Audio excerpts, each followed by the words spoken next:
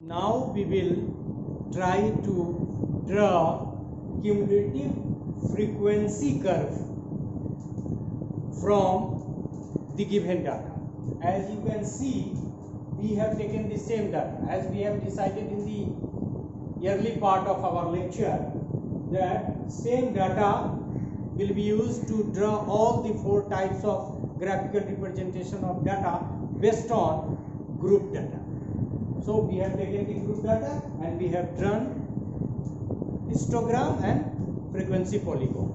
Now we are to draw cumulative frequency curve. Cumulative frequency means you have to add the subsequent frequencies, and there are two methods. One is from this part and other is from that. Means we can draw the frequency from 12, 10, 35 onwards, and we can also find the cumulative frequency by adding 18, 25 and 45 upward. So this is known as less than cumulative frequency and this is known as more than cumulative frequency. By getting this information, rather this data in the form of cumulative frequency, we will start to draw from this part. For less than cumulative frequency, we will start from 0, 10 onwards, and since it is written 70 to 80 and the frequency is 18, so for more than cumulative frequency, we shall start from 80 onwards. So in the process, the first work we have to do, we have to find out the less than cumulative frequency and the more than cumulative frequency. So we will start to add the frequency, rather subsequent frequency. So it is 12, already nothing is added. It is 22 and 22 is added in 35. It is 57. 57 is added in 55. It is 112 and 112 is added in 45. Then it is 157. 157 is added with 25. It is 182, and when you add 182 with 18, it is 200. So cumulative frequency of the class interval 10 to 20 is 12. Gradually it is increasing, and in the last it is 70 to 80. If we start, rather we try to find out the more than cumulative frequency, we have to start from here. So it is 18. 18, so it will be already 18. 18 added in 25, then you will be able to find this is 43. 43 and 45. This is 80. 88 and 55. This is 88 और 55 को यदि हम add करेंगे तो this is 140. 143 and 35. So this is 170. 178 and 10. This is 180. And 188 and 12. So this is 2. So the total number of students as we have taken where their achievement score is of 200 students. So by this in, that is by adding the cumulative frequency from this part, that is less than cumulative frequency and more than cumulative frequency, we have got the data. Since we have to draw the graph on this part, we cannot help you to have the data. So you note down the data.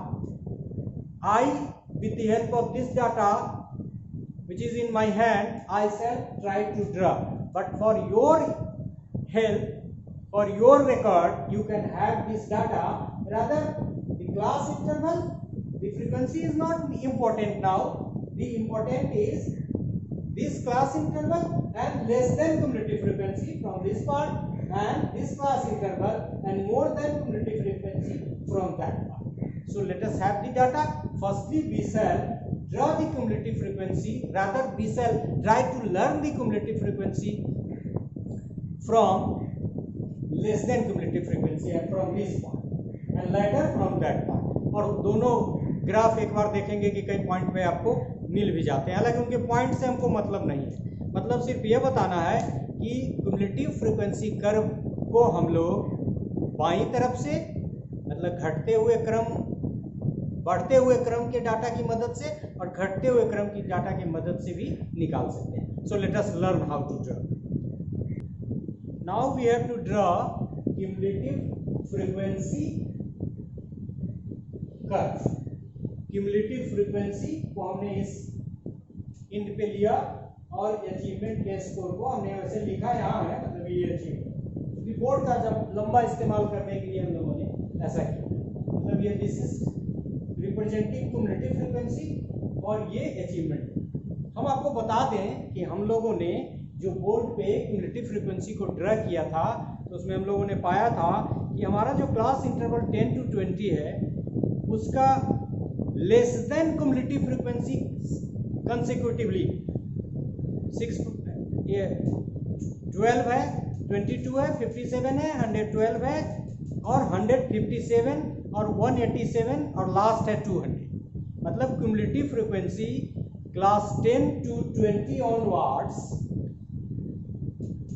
Last तक 70 to 80 तक जाके 200 हो जाता है, जो gradually 12, 22, 57, 112, 157, 182 and 200।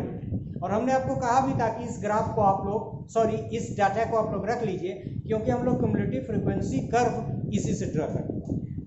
Now let us start the first aspect. As you can see यहाँ हमने ये 10 से शुरू किया, यहाँ से 10 से शुरू किया, 20, 30, 40 और यहाँ 80 तक लिया।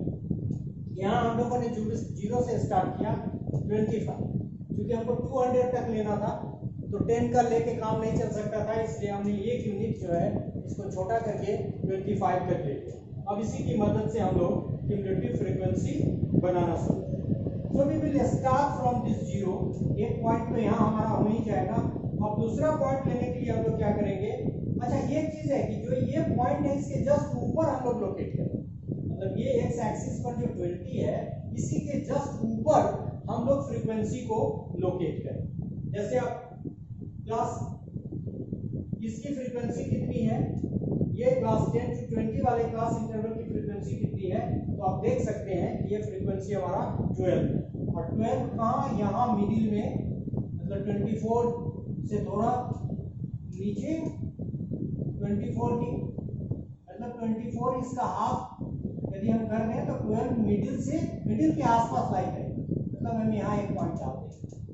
दूसरा है हमारा 20 to 30 में कितना है, हमारा 20 to 30 में हमारा जो क्युमुलेटिव फ्रीक्वेंसी है वो कितना आ गया, क्युमुलेटिव फ्रीक्वेंसी हमारा 20 to 30 में, 20 to 30 में जो हमारा क्युमुलेटिव फ्रीक्वेंसी आया है, 20 to 30 में क्युमुलेटिव फ्रीक्वेंसी 22 लगभग यहाँ, तब यहाँ हम इसको ले लेंगे 25 से थोड़ा नीचे। तीसरा जो हमारा क्लास इंटरवल है वो 30 से 40 है। 30 से 40 में हमारा क्युमुलेटिव फ्रीक्वेंसी कितना है, क्युमुलेटिव फ्रीक्वेंसी 30 से 40 के बीच में हमारा कितना हो गया, 30 to 40 के बीच में 50 से, मतलब ये इसके बहुत सारे पार्ट करने पड़ेंगे और इसका 25 का 7 पार्ट लेना पड़ेगा, तो ये यहाँ आ जाएगा, 40 के सामने ये कर देंगे। फिर आपका है 45 to 50, 45 to 50 में 112 क्युमुलेटिव फ्रीक्वेंसी, तो ये 100 से थोड़ा ऊपर ये यहाँ चला जाएगा, इसके सामने हम इसको यहाँ दे देंगे। फिर आपका है 50 to 60, 50 to 60 मतलब ये, अब इसका क्युमुलेटिव फ्रीक्वेंसी हम लोगों ने निकाला है 157, 157 का मतलब ये 150 से ऊपर थोड़ा सा यहाँ लगभग आया, तो यहाँ इसके मिडिल में ले। फिर जो क्लास इंटरवल हमारा 60 to 70 है उसका 180, 60 to 70, ये थोड़ा यहाँ ले सब जा रहा है और नीचे देखने में, और इसीलिए फिगर में थोड़ा ये गड़बड़ हो सकता है। तो फिर हमारा क्या लेंगे हम लोग, 60 to 70 में हमारा कितना है 182, 60 to 70 में 182, मतलब 175 में आ रहा है, इससे थोड़ा सा ऊपर यहाँ है। और लास्ट जो आपका है 70 to 80, उसमें आपका क्यूमुलेटिव फ्रीक्वेंसी कितना आ रहा है 2, मतलब ये इन बिटवीन 70 to 80, 60 to 70 कितना था हमारा, 60 to 70 180, थोड़ा सा इधर से यहाँ ले लें। और जो हमारा 70 to 80 था, इसके मिडिल में हम यदि लें तो ये हमारा यहाँ पॉइंट ही लेंगे, ड्रा तो करना ही है। It is also essentially a line graph, मतलब ये भी एक लाइन ग्राफ ही है क्यूमुलेटिव फ्रीक्वेंसी। अब ये सारे पॉइंट्स को यदि हम मिला दें, देखें यहाँ से यहाँ से यहाँ से यहाँ से यहाँ से यहाँ से यहाँ से, ये हमारा क्यूमुलेटिव फ्रीक्वेंसी एक तरफ से देख, मतलब यहाँ हमारा 20 के सामने, 30 के सामने, 40 के सामने, 50 के सामने, थोड़ा सा इधर उधर ये हो गया, 50 के सामने, 60 के सामने, 70 के सामने और 80 के सामने।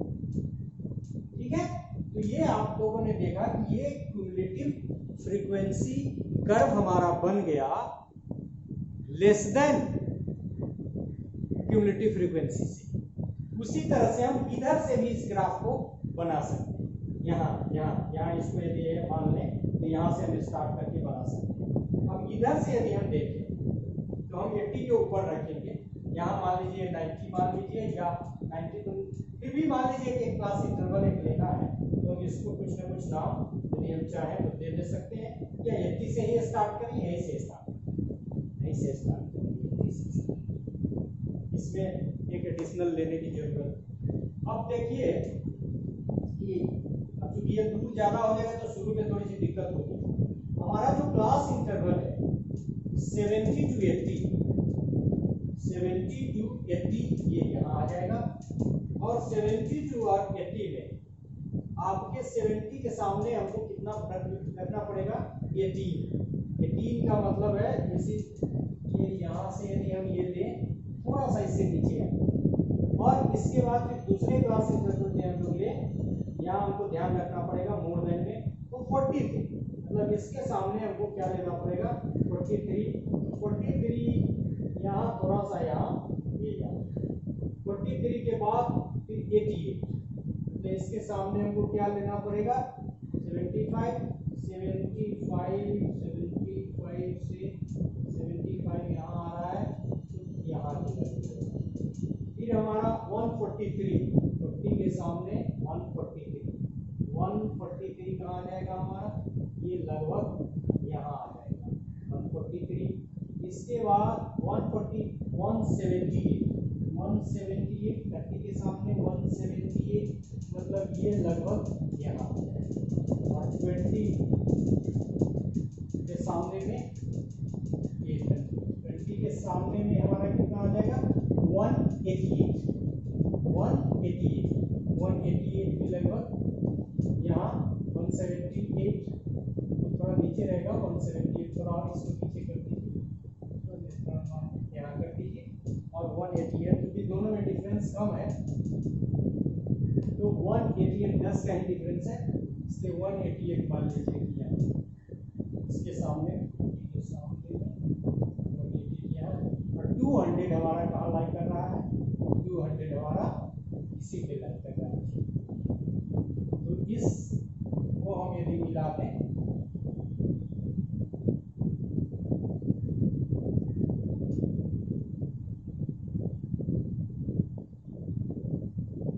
तो ये हमारा देखिए, ये दोनों हमारा बन गया क्या, ये बन गया क्यूमुलेटिव फ्रीक्वेंसी कर्व, और ये भी हमारा बन गया क्यूमुलेटिव फ्रीक्वेंसी कर्व, लेकिन अंतर क्या है, it is less than cumulative frequency curve हो गया, और ये क्या हो गया more than cumulative frequency curve. So cumulative frequency curve हम लोग दोनों तरफ से बना सकते हैं, यदि यहाँ से स्टार्ट करें तो लेस देन, और इधर से यदि स्टार्ट करते हैं तो उसको बोलते हैं मोर देन। मतलब क्या है कि